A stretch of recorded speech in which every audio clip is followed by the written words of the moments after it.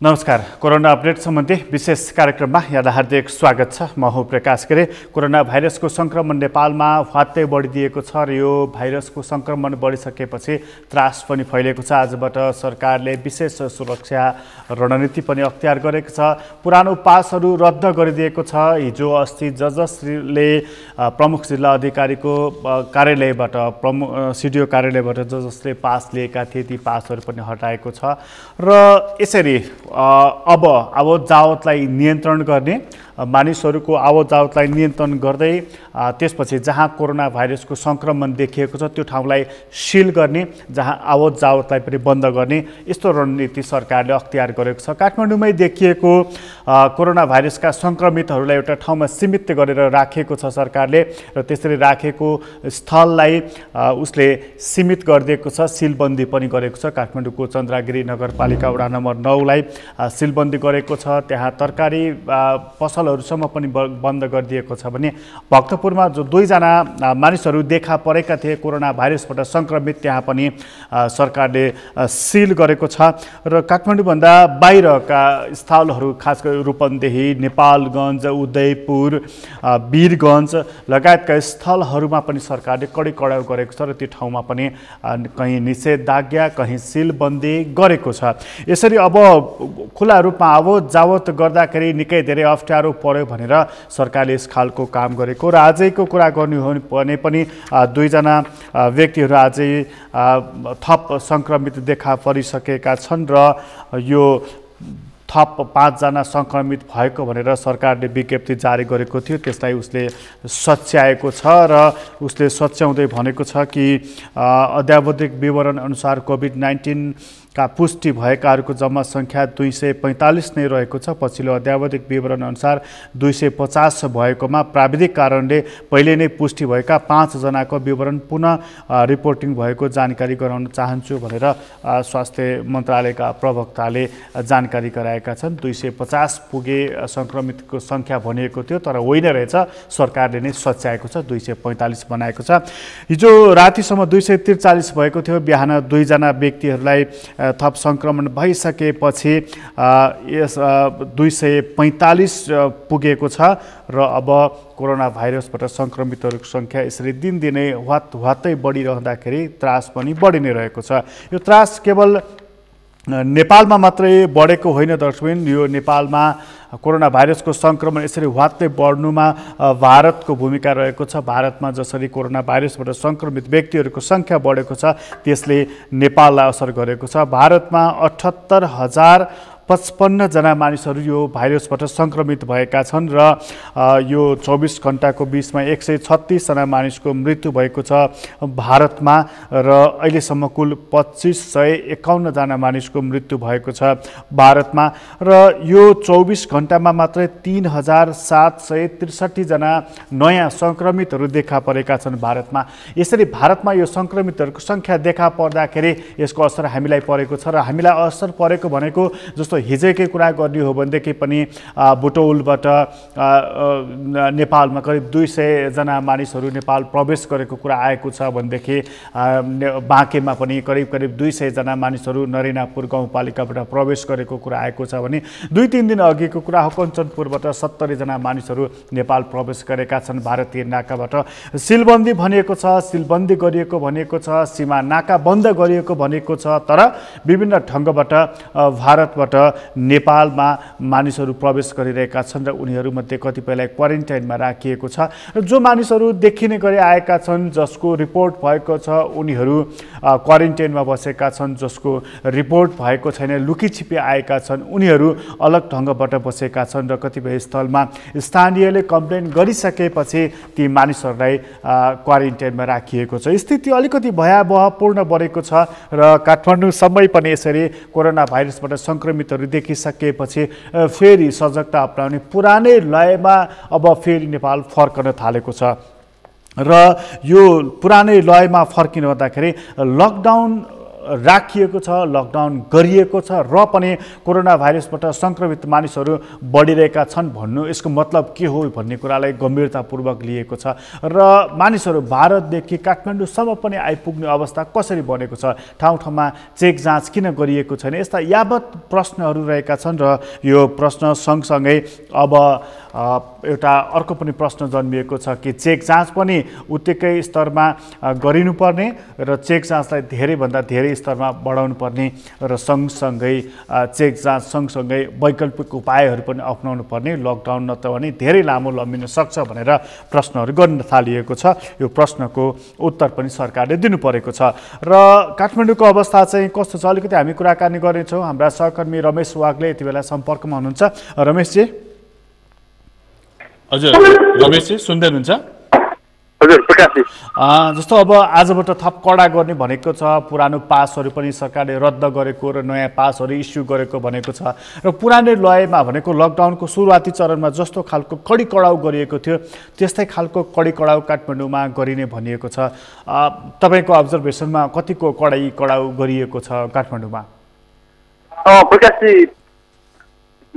यस अगाडि सडकमा बसेका प्रहरी ट्राफिकहरूले पनि सामान्य हेर्ने अनि प्रेसको भनिसकेपछि छोडिदिने, स्वास्थ्य क्षेत्रको भनेपछि छोडिदिने, हल्का रूपमा मात्रै चेक गर्ने अभ्यास थियो। यो सुरुवाती चरणमा कडा पारिएको बेला पनि यस्तै थियो, तर बिस्तारै लकडाउन कडा हुँदै लगिएको छ र अहिले आज चाहिँ सडकमा प्रेस पास भइसकेपछि पनि कहाँ जाने हो, अफिस कहाँ हो, सूचना विभागको पास छ कि छैन, यस्ता कुराहरू परीक्षण गरेर मात्रै छोडिन थालिएको छ। त्यसैले सडकमा बाक्लै सवारीको उपस्थिति छ देखिन्छ, तर पनि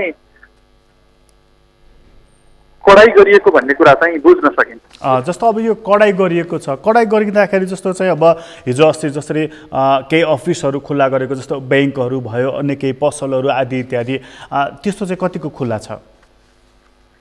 प्रकाशजी, हिजोदेखि नै पसलहरूलाई बिहान मात्रै सञ्चालन गर्न दिने भनेको छ अनि बिहानको समयमा पसलहरू खुलिरहेका छन्, तर दिउँसो भइसकेपछि तरकारी पसल, डेरी सहितका पसलहरू जो दैनिक उपभोग्य वस्तुहरूका पसलहरू हुन् तिनीहरू पनि दिउँसो चाहिँ प्रहरी पुगेर वा नपुगेका अगाडि नै सूचना जारी गरिसकेको हुनाले गर्दाखेरि माइकिङ गरेर पनि सूचना भन्ने गरेको छ, त्यसका आधारमा बन्द हुने गरेका छन्।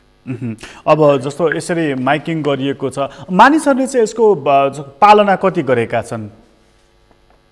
मानिसहरूमा जब उपत्यकामा पनि कोरोना सङ्क्रमितहरूको सङ्ख्या बढ्यो त्यसपछि केही दिन अगाडिसम्म लकडाउन खुकुलो पार्नुपर्छ, यसरी बाँच्न सकिँदैन भनेर गुनासो गर्ने मान्छेहरू पनि अहिले एकदमै त्रासमा देखिन्छन् र उनीहरू आफ्नो त्यो लकडाउन खुकुलो पार्नुपर्छ अथवा खोल्नुपर्छ भन्ने भनाइ चाहिँ ठिक हुँदैन कि भोलि समस्या हुन्छ कि भनेर चाहिँ सोचेको देख्न सकिन्छ र उनीहरू सबैजनामा एक किसिमको त्रासले चाहिँ काम गरिरहेको छ। भनेपछि यो त्रासले काम गरिरहेको छ र परीक्षणहरू चाहिँ पनि भइरहेको छ, सङ्क्रमितहरूको सङ्ख्या पनि आइरहेको छ, लकडाउन पनि छ। यसमा चाहिँ जस्तो के भन्न सकिन्छ, जस्तो हामी के भन्दै थियौँ भने लकडाउन नै हो, अलग थलग बस्नु नै हो यसको अहिलेको उपचार र त्यसपछि अब सङ्क्रमण देखिहाल्यो भने क्वारेन्टाइनमा, त्यसपछि आइसोलेसनमा। तर लकडाउन पछि पनि त सङ्क्रमितको सङ्ख्या त हात्ती बढिरहेको छ भनेको। अब अहिले चाहिँ जस्तो राजनीतिक तहमा, सरकारी स्तरमा अथवा स्वास्थ्य कर्मीहरूको तहमा के छलफल भइरहेको र निष्कास के निकाल्नुपर्छ भनिरहेको तपाईँहरूले पाउनु भएको छ? प्रकाशजी, दुईटा खाले तर्कहरू देखिन्छन्। एउटा सरकारी पक्ष जसले एउटा मात्रै टेस्ट गर्न पनि 15,000 17,000सम्म लाग्छ, त्यसैले यो टेस्ट गर्दै जाँदाखेरि चाहिँ हामी यसका लागि सक्षम छैनौँ, त्यसैले लकडाउन नै यसको समाधान हो भन्ने चाहिँ सरकारी पक्षको तर्क छ। तर अन्तर्राष्ट्रिय मान्यता, आम नागरिकका चासोका विषय भनेको चाहिँ तीनवटा कुरालाई चाहिँ WHO विश्व स्वास्थ्य सङ्गठनले पनि प्राथमिकतामा राखेको छ। पहिलो परीक्षण गरिसकेपछि उसँग सम्पर्कमा रहेका मानिसहरू को छन् भनेर तिनीहरूको टेस्ट, त्यसपछि ट्रेस र ट्रिटमेन्ट भनेर जो सङ्क्रमित भेटिएका छन् ती सङ्क्रमितहरूलाई चाहिँ उपचारमा लाने, जो सङ्क्रमितको सम्पर्कमा छन् तिनीहरूको खोजी गर्ने र सम्पर्कमा ल्याउने, त्यो काममा चाहिँ अलिकति हाम्रोमा कमजोरीहरू भएका छन्। सुरुवाती चरणदेखि नै अन्तर्राष्ट्रिय उडानहरू बन्द गरिसकेपछि पनि अन्तर्राष्ट्रिय उडानहरू हाम्रोमा बढिराखे, सरकारको निर्णय कार्यान्वयन भएन। त्यसपछि पूर्ण रूपमा प्रतिबन्ध लागेका समयमा पनि अन्तर्राष्ट्रिय उडानबाट चाहिँ मानिसहरू आउने क्रम जारी रह्यो। यसले गर्दाखेरि पनि जोखिम अझ बढिरहेको छ। अहिले भारतसँगको सीमा सिल गरिएको भनिएको छ, तर त्यहीँबाट लुकीछिपी आएकाहरूको सङ्ख्या चाहिँ बढीभन्दा बढी सङ्क्रमितको सङ्ख्या मध्ये त्यही चाहिँ बढी मात्रामा देखिरहेको छ। उनीहरूलाई पनि यदि छिरिसकेका छन् भने पनि उनीहरूलाई क्वारेन्टाइनमा राख्ने, सम्पर्कमा ल्याउने कुरामा चाहिँ हाम्रो समुदाय चुकिरहेको छ, सरकार चुकिरहेको छ, जसले हाम्रो समाज नै जोखिममा परिरहेको छ। अहिले परीक्षणको दायरा थोरै विस्तार गरिएको छ। त्यो विस्तारित गर्दै जाँदाखेरि पछिल्लो समय सङ्ख्या पनि वात्तै बढेको छ। अझै यो परीक्षणको दायरा अझै बढाउने हो भनेदेखि यसबाटै अनुमान गर्न सकिन्छ कि अझै धेरै सङ्क्रमितहरू हामी भेट्न सक्छौँ। जति धेरै सङ्क्रमित समयमा सम्पर्कमा ल्यायो र उनीहरूलाई उपचारको दायराभित्र पुर्यायो, त्यसले सङ्क्रमण फैलिने क्रमलाई चाहिँ रोक्न सक्छ। यो कुरा सरकारले ध्यान दिएर पनि नसकेको हो वा कम ध्यान दिएको हो चाहिँ भन्न सक्ने अवस्था छैन। रमेशजी, तपाईँलाई धेरै धन्यवाद जानकारीको लागि। हाम्रा सहकर्मी रमेश वाग्ले हुनुहुन्थ्यो, काठमाडौँको अवस्थाको बारेमा जानकारी गराउँदै हुनुहुन्थ्यो। काठमाडौँ अलिकति कडा गरिएको छ र काठमाडौँ बाहिरबाट मानिसहरूको जसरी आगमन भइरहेको छ, यसबाट सङ्क्रमण अझ बढ्न सक्ने भन्दै र अहिले जति सङ्क्रमण भएको छ, जस्तो आजैको मात्र कुरा गर्ने हो भने पनि चन्द्रगिरी नगरपालिकामा पुनः एकजनामा कोरोना भाइरसको सङ्क्रमण देखा परेको छ भनेदेखि कपिलवस्तुमा 6 वर्षीय बालिकामा पनि कोरोना भाइरसको सङ्क्रमण देखिएको छ र यसरी 245 जना मानिसहरू सङ्क्रमित भइसकेका छन् र यो सङ्क्रमण जति धेरै बढिरहेको छ त्यति धेरै त्रास पनि बढिरहेको छ र यो त्रास बढिरहेको बेलामा अब एउटा परीक्षण गर्नुपर्ने, परीक्षणको स्तरलाई बढाउने एउटा कुरा रहेको छ भने अर्को उपचारको पद्धतिलाई पनि ध्यान दिनुपर्ने कुराहरू र अब अस्पतालको क्षमतालाई विस्तार अभिवृद्धि गर्नुपर्ने अवस्था पनि खास गरी तराई क्षेत्रका अस्पतालहरूमा देखिएको छ। कोरोनाको उपचारको लागि भनेर जसरी देखिएको छ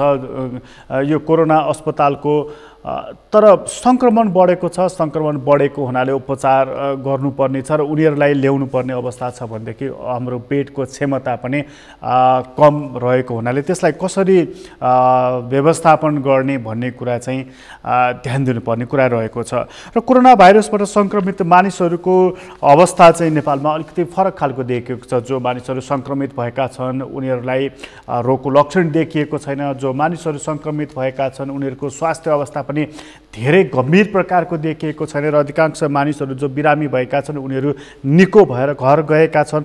यो खालको स्थिति नेपालको रहेको छ। त्यसैले विशिष्ट खालको यो अवस्थामा कसरी डिल गर्ने भनेर पनि नेपालले विशिष्ट खालको नै अवस्था बनाउनु पर्ने देखिएको छ। तर समस्या के हो भने भारतसँग सीमा जोडिएको हुनाले त्यहाँबाट आएका मानिसहरू मार्फत सङ्क्रमण बढिरहेको छ र त्यसलाई कसरी नियन्त्रण गर्ने भन्ने अर्को चुनौतीको विषय बनेको छ। त्यसैले हामी एकछिन अब रूपन्देहीतर्फ लाग्नेछौँ। त्यहाँ हाम्रा सहकर्मी कमल रायमाझी हुनुहुन्छ। कमलजी, हजुर, जस्तो अब यो सङ्क्रमण बढिरहेको छ, तपाईँ जुन ठाउँमा हुनुहुन्छ त्यो सीमावर्ती जिल्ला हो, भारतसँग जोडिएको, हामी सुनिरहेका छौँ त्यहाँबाट कतिपय मानिसहरू नेपाल प्रवेश गरिरहेका छन् भनेर। अहिले चाहिँ त्यो सिमानाको अवस्था कस्तो छ कमलजी? सुरुमा त्यही कुरा बुझाउन। लकडाउन सुरु भएदेखि नै रूपन्देहीको सीमा क्षेत्रलाई पूर्ण रूपमा बन्द गर्ने भनेर सरकारले निर्देशन गरेको थियो र त्यही अनुसार सुरक्षाकर्मी परिचालन गरिएको कुरा जानकारीमा आएको हो र सशस्त्र प्रहरीको पनि लगभग 1000 को सङ्ख्यामा सीमा क्षेत्रमा खटिएका छन् र जनपथ प्रहरी पनि खटिएका छन्। तर सीमा क्षेत्रमा सरकारले भने जस्तो र जनताले चाहे जस्तो सुरक्षा भएको यहाँ महसुस भएको छैन।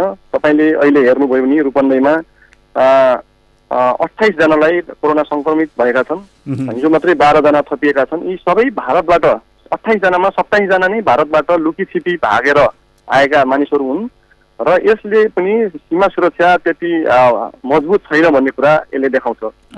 कमलजी, जस्तो हिजो पनि हामीले त्यो एउटा दृश्य देख्दै थियौँ कि लाइन लागेर मानिसहरू सीमाबाट भित्र नेपाल प्रवेश गरिरहेको, खास गरी त्यही नाकाबाट, तिनीहरूलाई कहाँ राखिएको छ? अहिले सरकारले खास भारतबाट आउने मानिसहरूलाई नेपालमा आउन नदिँदाखेरि धेरै मानिसहरू लुकीछिपी नेपाल प्रवेश गरेका कारण अलि जिल्ला अलि उच्च जोखिममा पर्यो भनेर स्थानीय निकायले आफै स्वतःस्फूर्त रूपमा यहाँको तिलोतमा नगरपालिकाका प्रमुख वासुदेव घिमिरे र सिद्धार्थनगर नगरपालिकाका प्रमुख हरि प्रसाद अधिकारीले चाहिँ आफैले त्यसरी मान्छे लुकीछिपी आउँदा अझै ठुलो जोखिम भयो, त्यो गर्नभन्दा बरु त्यहाँभित्र लगभग 1500 को हाराहारीमा मानिसहरू त्यहाँ बसेका छन् भारतमा र सीमा क्षेत्रमा, र उनीहरूलाई नेपाल लिएर आउँ भनेर उहाँहरूले सहमति गरेर स्थानीय प्रशासनसँग अहिले केही मान्छेहरूलाई सिद्धार्थनगर नगरपालिकाको 2वटा क्वारेन्टाइनमा राखिएको छ। एउटा भैरवा नमुना उच्च माविमा छ भने अर्को भिलाराम नेउपाने उच्च माविमा राखिएको छ भने अर्को तिलोतमा नगरपालिकाले पनि त्यहाँ आफ्नो शङ्करनगर माविमा आफ्नो क्वारेन्टाइन बनाएर त्यहाँबाट केही मानिसहरूलाई लिएर 500 को एभरेज 500 जनालाई लिएर राखिएको छ र उनीहरूलाई चेकजाँच गरेर घर पठाइसकेपछि फेरि अरू मान्छेलाई पनि बिस्तारै ल्याउने भनेर उहाँहरूले भन्नुभएको छ। प्रकाश कमलजी, जस्तो अब यो हिजो चाहिँ हामी देख्दै थियौँ त्यो सुनौली नाकाबाट भित्र प्रवेश गरेको हजुर 200 जना हजुर भारततिर रोकिएर बसेका 1500 मध्ये 500 जनालाई हिजो 2टा नगरपालिकाले आपसमा मिलेर उनी 500 ल्याउँदाको दृश्य हो त्यो। उनीहरूलाई चाहिँ सीमा नाकाबाट लिएर सिधै क्वारेन्टाइनमा लगिएको छ। प्रकाश भनेपछि उनीहरूलाई क्वारेन्टाइनमा राखेको छ। अनि जस्तो त्यो अनि बाँकी चाहिँ भारततर्फै छन् उनीहरू चाहिँ उनीहरूको पनि भारतमा सरकारले भारतमै क्वारेन्टाइन बनाएर राख्ने भनिए पनि सरकारले भने जस्तो छैन। उनीहरूलाई पनि निकै दुःख छ। एउटै कोठामा 40-50-100 जनासम्म कोचिएर बस्ने स्थिति, एउटै शौचालय प्रयोग गर्न पर्ने स्थिति, खानको पनि राम्रो व्यवस्था नभएको र सुत्न पनि त्यस्तो नपाएको, मच्छरहरूले टोक्ने भनेर जो नेपालीहरू हुनुहुन्छ उहाँहरूले गुनासो गरिरहनु भएको छ। त्यस्तो स्थिति देखिसकेपछि नगरपालिकाका मेयरहरूले ल्याउनु भएको र अझै त्यहाँ लगभग 1000 देखि 1200 जना अहिले पनि त्यसरी नै विचलित हुनुहुन्छ र दैनिक रूपमा फेरि भारतबाट आउने क्रम पनि जारी रहेको छ। प्रकाश कमलजी, जस्तो अब उनीहरू भारतपट्टि थिए, भारतको क्वारेन्टाइनमा बसिरहेका थिए, तर त्यो अब जस्तो हाम्रो नेपाल भारतकै अन्डरस्ट्यान्डिङकै कुरा गर्ने हो भने हाम्रो नेपालपट्टि रहेका मानिसहरूलाई हामीले क्वारेन्टाइनमा राखेका छौँ, खुवाएका छौँ, उनीहरूको चाहिँ आवश्यक व्यवस्थाहरू गरेका छौँ। भारततर्फ रहेका हाम्रा नेपालीहरूलाई को व्यवस्थापन गर्नुपर्ने त भारतको जिम्मेवारी होइन र त्यो होइन, वास्तवमा त्यो हो, तर कतिलाई गर्ने कति दिन गर्ने भन्ने एउटा समस्या छ त्यहाँ पनि। अहिले पनि तपाईँले हेर्नुभयो भने सुनौलीदेखि नौतुनासम्मका 12 देखि 15 ठाउँहरूमा भारतले व्यवस्थापन गरेको छ स्कुलहरू र केही सङ्घ संस्थामा, तर मान्छेहरू दैनिक थपिँदै जाँदाखेरि उनीहरूले त्यो व्यवस्थापन गर्नै उनीहरूलाई हमे परेको कुरा हामीले त्यहाँ देख्न सकिन्छ। प्रकाश भनेपछि अनि नेपालतर्फ चाहिँ भारतीयहरू छन् कि छैनन् क्वारेन्टाइनमा? उनीहरूलाई चाहिँ एक चरणमा नेपालमा रहेका एक चरणमा भारतीयहरूलाई चेकजाँच गरेर पठाइसकेको छ नि। अहिले दैनिक रूपमा 2 जना 4 जना गरेर 20-25 जना अहिले पनि यहाँ प्रतिमान निमा को यहाँ क्वारेन्टाइनमा राखिएको छ। प्रकाश भनेपछि अवस्था चाहिँ यता भएको पनि उता पठाइएको छ, उताको पनि यता ल्याउन थालिएको छ होइन? हजुर। अनि जस्तो अघि तपाईँले भन्दै हुनुहुन्थ्यो नि, जस्तो 28 जना मध्ये 27 जना चाहिँ भारतबाट आएका मानिसहरूमा कोरोनाको सङ्क्रमण देखिएको छ भनेर होइन? जस्तो उनीहरूको उपचार कहाँ भइरहेको छ, उनीहरूको स्वास्थ्य अवस्था कस्तो रहेको छ? अहिले रूपन्देहीमा 28 जनाको सङ्ख्यामा कोरोना सङ्क्रमित भेटिएका छन्, जसमध्ये 1 जना निको भएर घर फर्किसकेका छन् भने 27 जनामा 1 जना भारतीय नागरिक हुन्। उनी चाहिँ केही दिन पहिला नवलपरासीमा आएका र उहाँ पूजाको लागि आएका र नवलपरासीबाट भारत जान बेलैया मार्ग हुँदै भारत जाने क्रममा यहाँ प्रहरीले सुरक्षाकर्मीले चाहिँ यहाँ भारतीयहरूलाई राखेको क्वारेन्टाइनमा राखेको थियो र उनलाई केही स्वास्थ्य गडबडी भएपछि भीम अस्पतालमा भएको आइसोलेसनमा लगेर राखिएको छ र उनलाई हिजोको चेक जाँचमा चाहिँ कोरोना सङ्क्रमण देखिएको। त्यस्तै अरूलाई केही 2 जना यहाँ रूपन्देहीको सदरमुकाम भैरवामा रहेको भीम अस्पतालमा राखिएको छ भने अरूलाई चाहिँ टोल स्थित कोरोना अस्पताल धागो कारखानामा रहेको कोरोना अस्पतालमा राखिएको छ। प्रकाशजी, अर्को कुरा यहाँ सीमा क्षेत्र भए पनि यहाँ अर्को पनि त्यस्तै जोखिम छ। यो भैरवा भन्सार कार्यालय भारतबाट दैनिक 100औंको सङ्ख्यामा यो मालवाहक ट्रकहरू र कन्टेनर आउने गरेका छन्।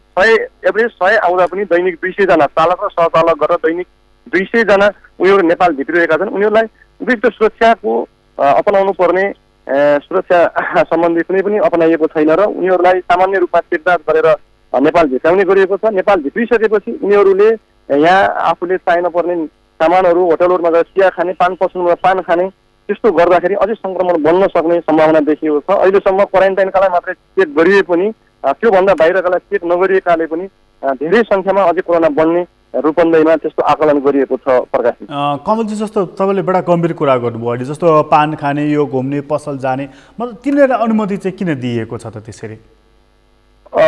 अहिले हिजो मात्रै पनि मलाई एकजना त्यही बेलैयाको एकजनाले मलाई फोन गर्नुभएको थियो। अब उनीहरू भन्सारभित्र आइसकेपछि उनीहरू बाहिर निस्किन्छन्, उनीहरूलाई त्यस्तो कुनै रोकटोक छैन र तिनीहरू त्यहाँ मात्रै होइन, यहाँबाट निर्वाध रूपमा नेपालभरि नै पुगेका छन्। उनीहरू नेपालभरि नै पुगेका छन्, जसले अझै ठुलो जोखिम। तर उनीहरूलाई अब सुरक्षाकर्मीले रोक्न पर्ने, सबै ठाउँ उनीहरू रोक्न पनि सुरक्षाकर्मीले नसकेको अवस्था हो।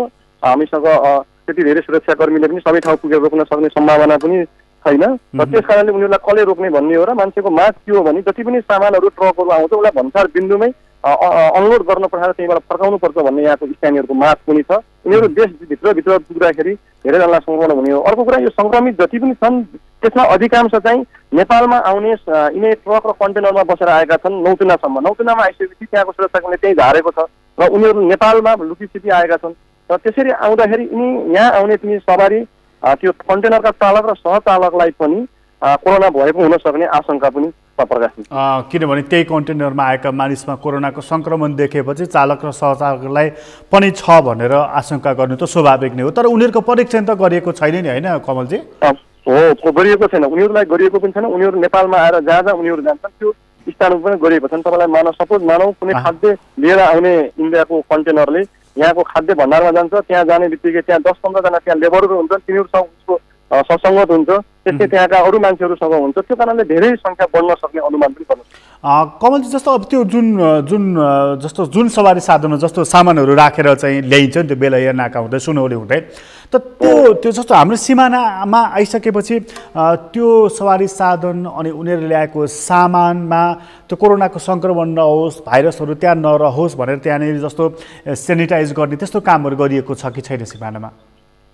प्रकाशजी, सामान्य रूपमा त्यहाँ सेनिटाइज गरिएर सामान्य चेक जाँच गरे पनि त्यसले उपयुक्त सबै कुरा पुरा हुन्छ जस्तो लाग्दैन। किन लाग्दैन भने जति पनि नेपालमा अहिले रूपन्देहीमा भेटेका कोरोना सङ्क्रमितहरूमा उनीहरूलाई कुनै कोरोनाको सिम्टमै छैन। उनीहरू साधारण छन्, सामान्य रूपमै उहाँहरू हुनुहुन्छ।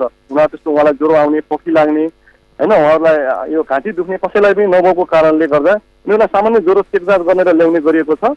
त्यो ल्याउँदै गर्दा उनीहरूलाई भित्र त्यस्तो कोरोनाको सङ्क्रमित भए र पत्ता लगाउन सक्ने हामीसँग त्यस्तो प्रविधि पनि छैन र त्यो पत्ता लगाउन सकिन्न। हाम्रो सबैभन्दा उपयुक्त उपाय भनेको उनीहरूलाई भन्सारसम्म आइसकेपछि भन्सारमै उनीहरूको अनलोड सामान गरेर उहाँ फर्काउने र नेपाली ट्रक कन्टेनरबाट नेपालतिर ढुवानी गर्दा यसबाट बच्न सक्ने एउटा उपाय यो मात्रै विकल्प छ प्रकाशजी। अर्को एउटा कुरा जान्न चाहेँ कमलजी तपाईँसँग कि जस्तो कपिलवस्तुमा देखियो कि त्यहाँ कतिपय सुरक्षाकर्मीहरूलाई पनि कोरोनाको सङ्क्रमण लागेको देखियो। यता जनकपुरमा पत्रकारहरूलाई पनि, वीरगन्जमा पनि कोरोनाको सङ्क्रमण देखियो। त्यहाँ जस्तो रूपन्देहीमा त्यहाँ चाहिँ के छ अवस्था? त्यही उनीहरूको चाहिँ त्यसरी चेक जाँच गरिन्छ कि गरिँदैन अथवा के छ स्थिति त्यहाँ चाहिँ? हो, मैले अघि पनि भने यहाँ अब क्वारेन्टाइनमा बसेका भन्दा बाहिरकालाई चेक जाँच गरिएको छैन। त्यो गरिने हो भने यसको अब पत्रकार तथा सुरक्षाकर्मी र अरू सङ्घ संस्थामा काम गर्ने अगुवाहरूलाई पनि लागेको हुन सक्ने अनुमान गर्न सकिन्छ प्रकाशजी। कमलजी, तपाईँलाई धेरै धन्यवाद जानकारीको लागि। हाम्रा सहकर्मी कमल रायमाझी हुनुहुन्थ्यो रूपन्देहीबाट र बडा गम्भीर 2-3वटा सवाल उहाँले खडा गर्नुभएको छ। र उता सीमावर्ती क्षेत्रमा रहेका नेपालीहरूलाई हिजो करिब 500जनालाई नेपाल भित्राइएको छ, सुनौली हुँदै उनीहरूलाई क्वारेन्टाइनमा राखिएको छ र अझै 1200 भन्दा बढी मानिसहरू भारतीयतर्फ नै रहेको कुरा पनि उहाँले हामीलाई जानकारी दिनुभएको छ। र यो समूहमा आएका मानिसहरू त छँदैछन्, तर समूहमा नआएका मानिसहरू पनि हरेक दिन जसो 1जना, 2जना, 3जना छिटपुट रूपमा पनि आइरहेका छन्, उनीहरू प्रवेश गरिरहेका छन्। यो एउटा डेन्जर कुरा रहेको छ। र अर्को महत्त्वपूर्ण कुरा चाहिँ सिमानामा आएका कतिपय मानिसहरू जस्तो चालक, सहचालक र अन्य मानिसहरू, भारतीय मानिसहरू जो छन् उनीहरू नेपालतर्फ आउने, पान खाने, घुम्ने, हिँड्ने, बजारमा डोल्ने यो काम पनि सुनौली नाकामा गरिरहेका छन्। र ती भारतबाट आएका ती मानिसहरू आनन्दसँग घुम्ने र फर्केर जाने यो काम पनि गरिरहेका छन्, तर उनीहरूको कोरोना परीक्षण गरिएको छैन। यसले पनि अर्को सङ्कट निम्त्याउँछ कि भन्ने हाम्रा सहकर्मीले जानकारी दिनुभएको छ। यसपछि हामी एकछिन वीरगन्जतर्फ लाग्नेछौँ, वीरगन्जको अवस्थाको बारेमा कुराकानी गर्नेछौँ। हामीसँग त्यहाँ कुराकानीको लागि एसपी गङ्गा पन्त हुनुहुन्छ। एसपी साहब, यहाँलाई स्वागत छ सगरमाथा टेलिभिजनमा। हजुर, अनि जस्तो वीरगन्जको भर्खर मैले कुरा गर्दै थिएँ रूपन्देहीको, त्यहाँको अलिकति फरक खालको अवस्था के देखियो भने भारतीय नाकाबाट नेपालतर्फ आउने कतिपय मानिसहरू जस्तो नेपालीहरू आउनु त छँदै रहेछ, भारतीयहरू पनि आउने, यतापट्टि आउने, पान खाने, बजारमा जाने, डुल्ने, घुम्ने अनि उता फर्कने रहेछ। वीरगन्ज त अब एउटा ठुलो नाका हो हाम्रो, त्यहाँको चाहिँ जस्तो तपाईँ त्यहाँको चाहिँ महत्त्वपूर्ण जिम्मेवारी लिएर बस्नु भएको छ, त्यहाँको चाहिँ अवस्था कस्तो छ? हजुर, हाम्रो चाहिँ बोर्डर टाइट नै छ एकदमै दुवै पक्षबाट। त्यति हुँदाहुँदै पनि अब कतिपय नेपालीहरूको पारिपट्टि खेतीबारी र कतिपय इन्डियनहरूको वारिपट्टि त्यो एउटा कारण। अनि अर्को कारण चाहिँ अब एकदमै ओपन एरिया, कहिलेकाहीँ कतिपय ठाउँमा चाहिँ त्यो नो म्यान्स ल्यान्ड हुन्छ नि, त्यो पनि कभर गरेर बसेको अवस्था भएको हुनाले अब इन्डिया र नेपाल कतापट्टि के भन्ने पनि थाहा नहुने अवस्था भएको कारणले कहिलेकाहीँ यी समस्याहरू हाम्रोमा पनि छन्। त्यति हुँदा पनि समग्रमा हाम्रो बोर्डर चाहिँ अब जति ओपन बोर्डरको हिसाबबाट एकदमै टाइट छ भनेर हामीले मानेका छौँ। भनेपछि अब त्यो ओपन बोर्डर भए पनि अहिले चाहिँ तपाईँहरूले टाइट गर्नुभएको छ। अनि जस्तो त्यहाँबाट चाहिँ जस्तो भारतबाट चाहिँ हाम्रो नेपालतर्फ नेपालीहरू नै आउनु भएको छ कि जस्तो हिजो सुनौलीमा करिब 500 जना आउनुभयो, बाँकेमा करिब 200 जना जति आउनुभयो, कञ्चनपुरमा करिब 70 जना जति आउनुभयो, वीरगञ्जमा पनि त्यस्तो अवस्था छ कि? अहिलेसम्म चाहिँ के छ भने जस्तै इन्डिया जान चाहने नेपालीहरूलाई पनि हामीले हाम्रै क्वारेन्टाइनमा राखेका छौँ। हामीले एउटा पनि इन्डियनहरूलाई इन्डिया छिर्न दिएको छैन। त्यसै गरी इन्डियाबाट नेपाल आउनेहरूलाई पनि त्यो त्यसरी नै कुरा गरेर इन्डियाकै क्वारेन्टाइनमा राख्ने व्यवस्था गरेको छ। अब अहिलेसम्म हाम्रो जानकारीमा आएअनुसार रक्सोल साइडमा 141 जना क्वारेन्टाइनमा भएको जानकारी चाहिँ छ। त्यो बाहेक अरू जानकारी छैन। त्यही पनि उता खुला भएपछि यो चाहिँ सङ्ख्या चाहिँ बढ्न सक्ने देखिन्छ अवश्य पनि। अब जस्तो अब वीरगञ्जमा त अहिले फेरि कोरोनाको सङ्क्रमण वात्तै बढिदिएको छ। अब जस्तो लकडाउन आजबाट त अलिक कडा गरिएको छ, त्यहाँ चाहिँ अलिकति पहिला चाहिँ लकडाउन उल्लङ्घन गरेका खबरहरू पनि आएका थिए। त्यहाँको अस्पतालले अलिकति धान्न सकेन, नारायणी अस्पतालले भनेर पनि आइरहेको छ। हिजो त फेरि अस्पतालबाट कोरोना सङ्क्रमित व्यक्ति भागेको कुरा पनि आएको छ। बडा चुनौतीपूर्ण कुरा छ नि, यसलाई कसरी तपाईँहरूले ट्याकल गरिराख्नु भएको छ? हजुर, अब मैले भनिहालेँ यो अलिकति नयाँ विषय पनि हो हामीहरूको लागि पनि। कतिपय त अब गर्दै सिक्दै गर्नुपर्ने अवस्थाहरू पनि छ। कहिलेकाहीँ समस्याहरू नदेखिएका होइनन्, देखिएका छन्। त्यसलाई हामीले अब फेरि उचित हिसाबबाट त्यसलाई सम्बोधन पनि गरिरहेका छौँ। पक्कै पनि हो अहिले अब नम्बर पनि हट्दै बढेको छ र विशेष गरी आइसोलेसन सङ्क्रमित व्यक्तिहरूलाई राख्ने अब आइसोलेसन वार्ड टाइपका हस्पिटलहरू नभएको हुनाले अब हाम्रो सुरुको एक्सपेक्टेसन सामान्य 25 बेडबाट नारायणी हस्पिटलले सुरु गरेर अब त्यो टेन्टेटिभ अब यसले कभर गर्छ कि भनेर लागिरहेको थियो। तर सङ्ख्या चाहिँ ठुलो सङ्ख्यामा देखिएको हुनाले अब छिटो व्यवस्था हुन्छ। अहिले चाहिँ हामीले अब नारायणी अस्पतालमा राखेर 70 जना भन्दाको क्षमता अलिकति त्यति नै भएको। त्योभन्दा बढी चाहिँ अब अहिले चाहिँ यहाँको सङ्ख्या अब यहाँ चाहिँ 90 जना चाहिँ टोटल अहिलेसम्म देखिएको मान्छे आइसोलेसनमा राख्नुपर्ने अवस्था भएको हुनाले बाँकी व्यक्तिहरू सङ्क्रमित व्यक्तिहरूलाई चाहिँ एउटा चाहिँ हामीले सिद्धार्थ स्कुलमा ठुलो करिब 200 सिट सङ्ख्यामा एउटा के अरे व्यवस्था गरेका थियौँ। त्यसमा चाहिँ अब अहिले चाहिँ आइसोलेसन पनि छुट्याएर त्यहाँ चाहिँ स्कुलको अब बिल्डिङहरू फरक फरक हिसाबबाट ठुलो एरियामा सञ्चालित भएको हुनाले अब अर्को हस्पिटलको व्यवस्था नभइसकेमा तत्काललाई हिजोको दिनमा चाहिँ त्यहाँ राखिएको छ।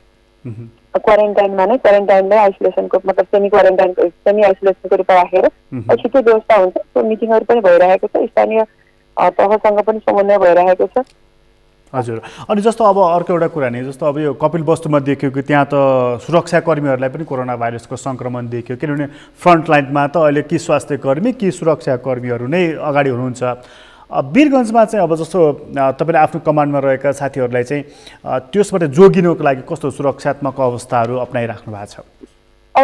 विशेष गरी यो व्यक्तिगत सुरक्षाका सामानहरू प्रयोग गर्ने, त्यसै गरी अब अलिकति कर्मचारीहरूभित्र पनि सचेतनाको लेभललाई अलिकति बढाउने कोसिस गरिरहेका छौँ, गरिरहेका छौँ। आफै बस्दा पनि अब हामी चाहिँ ब्यारेकमै बस्ने भएको हुनाले कतिपय कुराहरू मेन्टेन गर्न गाह्रो छ। त्यति हुँदा पनि हामीसँग उपलब्ध स्रोत साधन र स्पेसलाई मेन्टेन गरेर कम्तीमा बेडहरू राखेर पनि एउटा डिस्टेन्समा राख्ने, सकेसम्म चाहिँ अब नजिक अब ग्रुपमै काम गर्ने हुँदा पनि त्यो डिस्टेन्स मेन्टेन गर्ने, ती कुराहरूलाई कार्यान्वयन गर्ने। त्यसै गरी अब हामीले अफिसभित्रतिर एउटा डिसइन्फेक्ट गरेर छिर्ने, त्यसको अतिरिक्त अब सबै ठाउँमा सबै प्रहरी कार्यालयमा पुग्ने गरेर र पब्लिकहरू आउँदा पनि देखिने गरेर उहाँले प्रयोग गर्न सक्ने गरेर यो हात धुने व्यवस्था मिलाउने, यस्तो कुराहरू गरिरहेका छौँ। व्यक्तिगत सुरक्षाको उसमा चाहिँ सवालमा चाहिँ कर्मचारीहरूलाई सुरक्षित राख्नको लागि। त्यसै गरी अब समस्याहरू देख्न सक्ने सम्भावना चाहिँ छ, किनभने हामीले यो अहिलेको यो लकडाउनको पालना मात्रै नभएर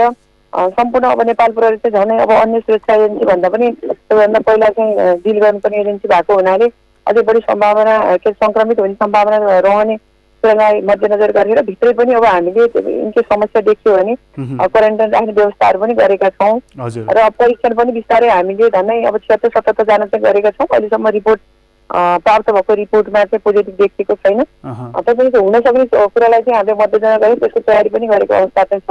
हजुर, जस्तो यस साहब अन्त्यमा सोध्न चाहे, जस्तो अब वीरगञ्ज त औद्योगिक नगर पनि हो, अब अस्ति सरकारले 42वटा उद्योगहरू खुला गर्ने भनेर एउटा निर्णय पनि गरि नै हाल्यो, तर आजबाट चाहिँ अलिकति सुरक्षात्मक अवस्था पनि कडाइ गर्ने, लकडाउन पनि कडा गर्ने, अब पुरानै अवस्थामा फर्किने भनेपछि अब त्यो उद्योग खोल्ने कुरा कार्यान्वयनमा जान्छ कि अथवा आजबाट कार्यान्वयनमा आएको लकडाउनलाई चाहिँ अलिक कडाइ गर्ने भन्ने कुरा चाहिँ जान्छ? अझ वीरगञ्जमा त त्यहाँ त निषेधाज्ञा नै जारी गरिएको छ, भनेको मतलब पुरानो निर्णय त कार्यान्वयन नहुने भयो नि त, होइन? हजुर, अब यो 30 गते राति 8 बजेबाट हामीले 5 गते रातिको 12 बजेसम्म निषेधाज्ञा चाहिँ अहिले यहाँ लागू गरेको छ, जारी गरेको छ। यस अवस्थामा चाहिँ कुनै पनि कल कारखानाहरू चल्दैन। हामीले अहिले चाहिँ सुचारू गर्नुपर्ने भनेको खाद्यहरू यहाँबाट चाहिँ देशैभरि जाने कुराहरूलाई हामीले त्यसलाई चाहिँ कन्टिन्यू नै गरेका छौँ र मेडिकल पनि यहाँबाट देशैभरि जाने रहेछ। त्यो कुरालाई अब अत्यावश्यक कुराहरू जस्तै आयो पेट्रोल डिजल ग्यासहरूको कुराहरू, त्यो कुराहरू पनि सुचारू नै छ। त्यसको अतिरिक्त अब यो हाम्रो ड्राई पोर्ट आइसक्रिम चाहिँ नेपालको प्रमुख नाका भएको हुनाले देशैभरि नै सप्लाई हुने किसिमका सामानहरूलाई चाहिँ हामीले कन्टिन्यू नै गरेको छ। त्यो बाहेक यो 5-6 दिनको लागि चाहिँ हामी त्यो कल कारखानाहरू कुनैलाई पनि अनुमति दिएको छैन निषेधाज्ञाको अवधिभरि। अब हामीले यो परीक्षणहरूलाई बढाइरहेको अवस्था छ। परीक्षणहरू सकिसकेपछि यसबाट के देखिन्छ, अब यसको हामीले कसरी अब यसलाई चाहिँ विश्लेषण गर्दा के देखिन्छ, के आवश्यकता हो, त्यो अनुसार अगाडि बढ्नुपर्ने चाहिँ अहिलेको अवस्था हो। हजुर, एसपी साहब तपाईँलाई धेरै धेरै धन्यवाद हामीलाई समय दिनुभएकोमा। आदरणीय दर्शकबिन, हामीले कुराकानी गरेका थियौँ वीरगञ्जको एसपी गङ्गा पन्तसँग र त्यहाँको स्थिति हामीले बुझ्ने कोसिस गरेका थियौँ। बडा यो कोरोना भाइरसको सङ्क्रमण बढिरहँदाखेरि देशव्यापी रूपमा एउटा सङ्कट, एउटा त्रास देखिएको छ र यो त्रासलाई कसरी जित्न सकिन्छ सबैले सोचिरहेको, सबैले एउटा एउटा उपायहरू अप्नाइरहेको कुरा हो। र अहिले एउटा महत्त्वपूर्ण कुरा चाहिँ यो कोरोना भाइरससँग फ्रन्ट लाइनमा अगाडि आएर लडिरहेको भनेको कि स्वास्थ्यकर्मी चिकित्सकहरूले हुनुहुन्छ कि सुरक्षाकर्मीहरूले हुनुहुन्छ र त्यस्तो बेलामा उहाँहरूको मनोबल बढाउनु पर्ने र उहाँहरूलाई साथ सहयोग गर्नुपर्ने एउटा अहम दायित्व आम नागरिकहरूको देखिएको छ। यस्तो बेलामा अब सुरक्षाकर्मीहरूलाई पनि अब यो कोरोना भाइरसको सङ्क्रमण देखिन थालिसकेको छ, स्वास्थ्यकर्मीहरूलाई पनि देखिन थालिसकेको छ, किनभने 2 जना नर्सलाई यो देखिसकेको छ, पत्रकारहरूलाई पनि देखिसकेको छ, जनकपुरमा 2 जना पत्रकारहरूलाई पनि देखिएको छ। भनेको जो फ्रन्ट लाइनमा आएको छ ती मानिसहरूलाई कोरोना भाइरसको सङ्क्रमण देखा पर्न थालिसकेको छ। त्यसैले हामी सबै सचेत रहनुपर्ने, सजग रहनुपर्ने र हरेक व्यक्तिले आफ्नो आफ्नो सुरक्षात्मक अवस्थालाई मजबुत पार्नुपर्ने अवस्थामा हामी आइपुगेका छौँ।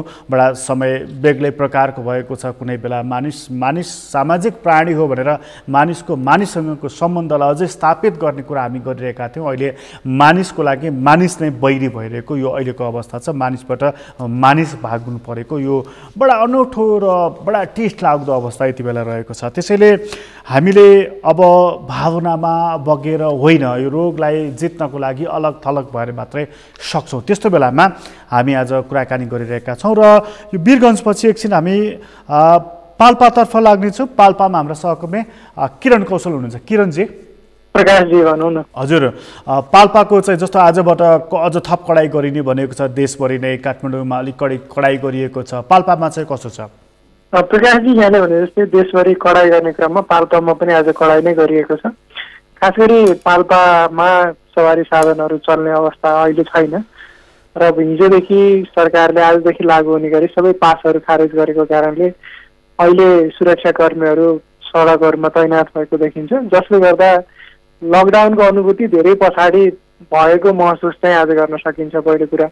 दोस्रो कुरा, पाल्पासँग सिमाना जोडेका रूपन्देही र कपिलवस्तुले लगायत यता गुल्मीले पनि आफ्नो जिल्लालाई चाहिँ अरू जिल्लाबाट प्रवेश गर्न रोक लगाइसकेको छ। उहाँ जेठ 5 गतेसम्म सिल गरिसकेको अवस्था छ, जसले गर्दा पाल्पामा लकडाउनको प्रभाव परेको छ। तर अर्को बाध्यता के छ भने पाल्पामा राजमार्ग भएका कारणले जिल्ला नै सिल गर्न सकिने अवस्था चाहिँ अहिले छैन। तर सुरक्षा व्यवस्था कडा पार्ने र अत्यावश्यक सवारी साधनलाई चाहिँ मात्रै सञ्चालन गर्न दिने व्यवस्था चाहिँ जिल्ला प्रशासन कार्यालय पाल्पाले गरिरहेको छ। प्रकाशजी, सँगसँगै पाल्पाको अपडेट गराउनु पर्दा अहिले क्वारेन्टाइनमा 47 जना मानिसहरू रहेका छन् हालसम्म 243 जनाको आरडिटी गरेर घर पठाइएको छ, 16 जनाको स्वाब परीक्षण गरिएको छ। तथ्याङ्क हेर्दाखेरि अहिले पाल्पामा ज्वरोका बिरामीहरूको संख्या बढेको छैन। यसले अहिले तत्कालै पाल्पामा त्यस्तो कोरोनाको जोखिम छ भन्ने चाहिँ देखिँदैन बिरामीको सङ्केत नभएका कारणले। तर अहिले भर्खरै मात्रै हिजो मात्रै 10 गजा क्षेत्रबाट रूपन्देहीमा 510 जना मान्छे चाहिँ इन्डियाबाट फर्केर रूपन्देहीले भित्राएको छ र पाल्पाका त्यसमध्ये पनि केही हुन सक्छन् भन्ने अनुमान गरिएको छ। सँगसँगै पाल्पाले भारतीय र अरू तेस्रो मुलुकमा रहेका कति आफ्ना नागरिकहरू छन् भनेर स्थानीय सरकारहरूले तथ्याङ्क सङ्कलन गर्ने काम पनि गरिरहेका छन्। सम्भवतः उनीहरू फर्किने वातावरण बन्यो वा उनीहरूलाई चाहिँ नेपालभित्र हुने वातावरण बन्यो र उनीहरू गाउँमा फर्कियो भने चाहिँ जोखिम पक्कै पनि बढ्ने छ भन्ने देखिन्छ। मैले अस्ति पनि कुरा गरेको थिएँ, खास गरी कर्मचारी साथीहरू र अरू साथीहरूको पनि अहिले वडा अध्यक्षहरू र जनप्रतिनिधिहरू अलिक चनाखो भएको अवस्था छ। उहाँहरूलाई भरिसके प्रवेश गर्न नदिने र यदि आइहाल्नु भयो भने पनि क्वारेन्टाइनमा राखेर 14 दिनसम्म राख्ने र आरडिटी गरिसके पश्चात मात्रै घर फर्काउने व्यवस्था गर्नुपर्छ भन्ने छ प्रकाशजी।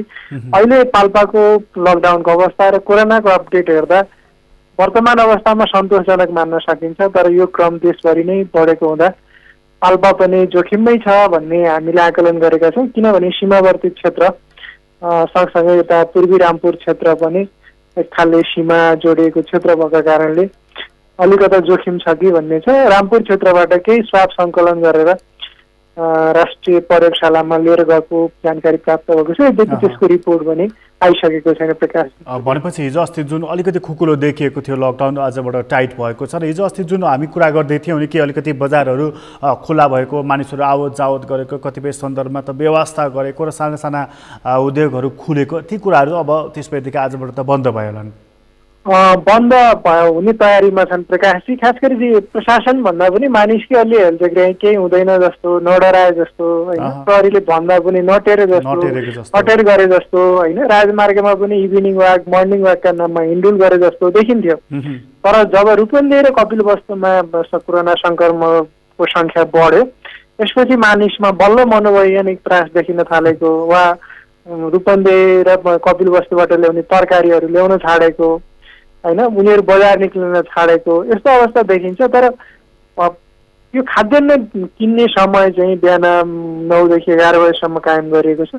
त्यसमा पनि अझै सामाजिक दूरी कायम गर्न सकिएको अवस्था छैन होइन, किन निश्चित समय खोल्दाखेरि झन् मान्छेको चाप बढेको। अझै पनि मलाई लागेको खास गरी चाहिँ राज्यका निकाय भन्दा पनि स्थानीय मानिसहरू नै अझै पनि कोरोना सङ्क्रमणका बारेमा त्यति सचेत नभएको हो कि नडराएको हो कि वा केही हुँदैन भन्ने हो कि त्यस्तो खालको सुरक्षा अप्नाउन नसकेका हुन् कि भन्ने देखिन्छ। यसका कारणले चाहिँ राज्यले गर्नुपर्ने कुरा के छ भने चाहिँ नागरिक स्तरमा यो चेतना वृद्धिको पाटो चाहिँ अझै बढाउनु पर्ने वा नागरिकलाई नै सबैभन्दा पहिला सचेत गराउनुपर्छ।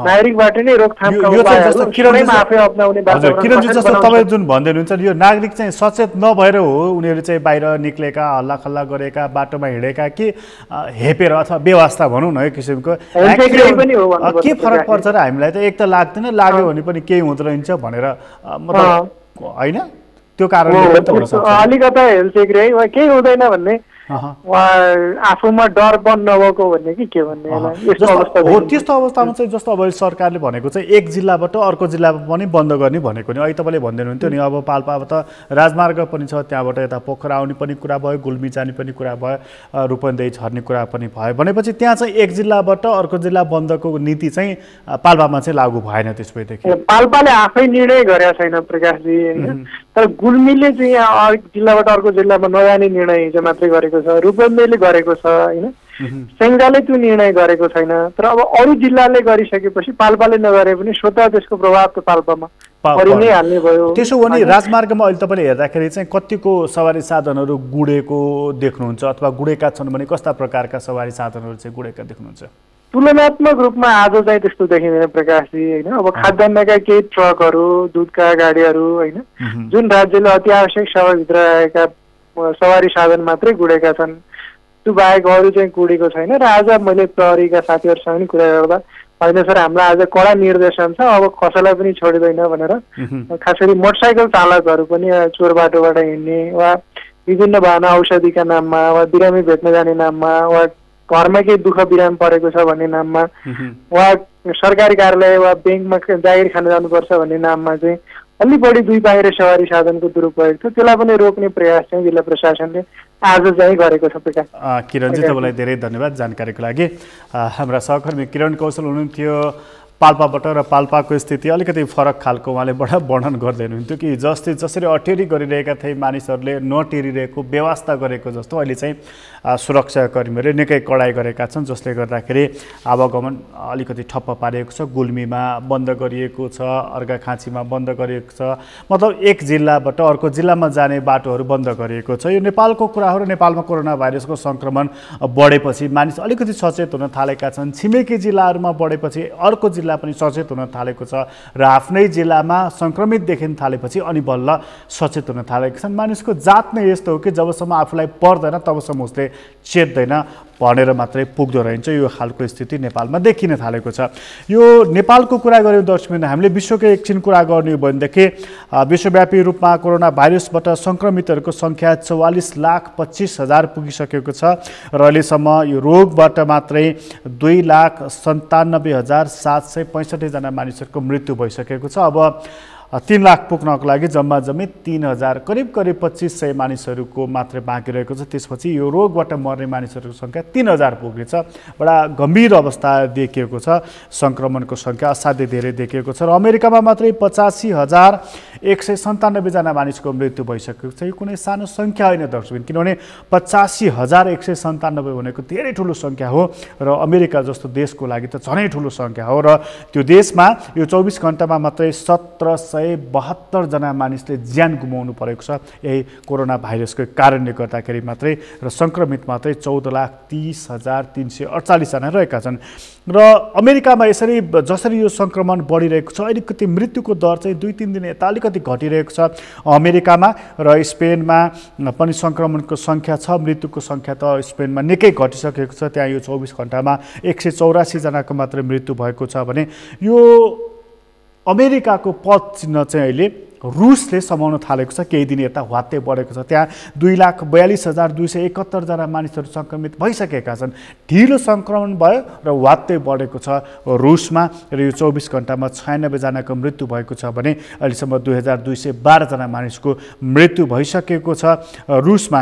र युरोपमा अहिले अलिकति कमी आइरहेको थियो, तर बेलायतमा अहिले फेरि सङ्ख्या बढेको छ। 494 जना मानिसको यो 24 घण्टाको बिचमा मृत्यु भएको छ भने इटालीमा 195 जनाको मृत्यु भएको छ।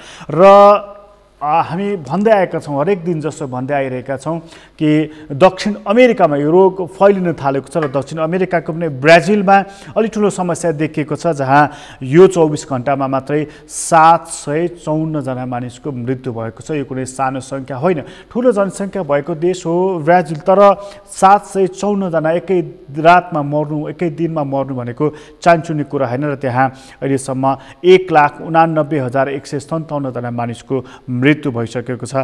र यो सङ्ख्या जस्तो ब्राजिलमा मात्र रहेको छैन, दक्षिण अमेरिकी मुलुकमध्ये ब्राजिलपछि पेरुमा यो रोग सरेको छ, जहाँ 76,306 जना मानिस सङ्क्रमित भएका छन् भने 112 जनाको यो 24 घण्टामा मात्रै मृत्यु भएको छ। ब्राजिलमा अहिलेसम्म कुल 13,158 जनाको मृत्यु भइसकेको छ, धेरै ठुलो सङ्ख्या हो यो। र पेरुमा 2,169 जनाको मृत्यु भइसकेको छ भने यसपछि Ecuador, Chile, Colombia, Argentina, Bolivia, Paraguay यी देशहरूमा पनि सङ्क्रमण बढिरहेको छ र त्यहाँ मृत्युको दर पनि बढ्न थालेको छ। एउटा गम्भीर खालको कुरा हो र अहिले विश्वमा 3वटा देश अब बिस्तारै रोगको सङ्क्रमणबाट चपेटामा पर्न थालेका छन्। एउटा रुस, अर्को ब्राजिल र अर्को भारत। भारतमा परेको सङ्कटले हामीलाई चेप्ने गरेको छ, अहिले त्यसैको असर देखिन थालेको छ। कोरोना सम्बन्धी विशेष अपडेट अहिलेलाई यति नै। कार्यक्रमबाट म प्रकाश गिरीलाई बिदा दिनुहोस्। सगरमाथा टेलिभिजन हेर्दै गर्नुहोला। नमस्कार।